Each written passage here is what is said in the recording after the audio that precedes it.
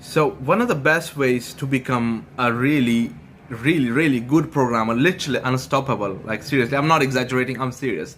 And this is something not everybody's gonna tell you, but I'll tell you right now.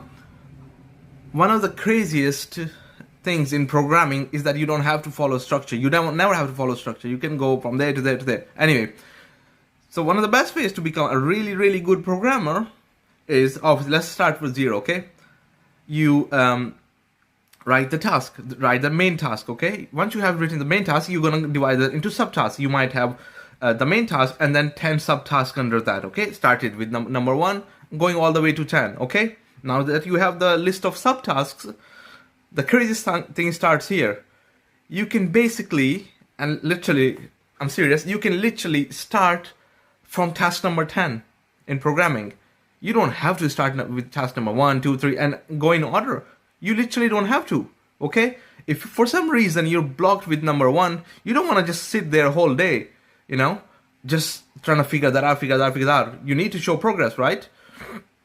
And the best thing you can do is kind of just completely skip that step number 1. But you can only do that once you have put together a list of subtasks. So you can just skip the point number 1, go to point number 10 or point number 8.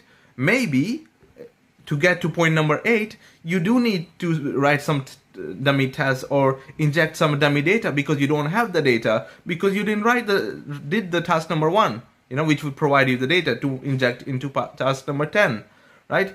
So maybe you need to write something, a test or a dummy data. But now you have kind of skipped the step number 1 completely. Step 2, 3, 4, 5, 6, 7, 9. You have skipped all those tests and you're not blocked, After that point number 10 is done, you can jump back to maybe point number 5, point number 4, and then you can kind of go upwards.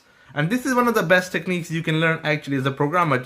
Try to find a way to not be stuck at one single task. You should be able to jump from there to there. And this way you will always make progress. At the end of the day, you will have something to show for. You won't be that type of person like, oh, I've been stuck on this task for a whole day and I haven't made any progress. You don't want to be like that, right? So write the subtasks and try to figure out if you're stuck with number 2 and you don't understand number 2, let the people know I don't understand number 2 and give me some more information. Meanwhile, you go and work on number 3, 4, 5.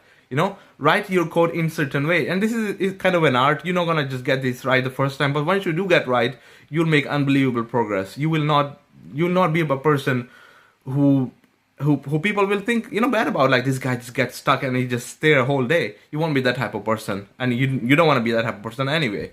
So best of luck.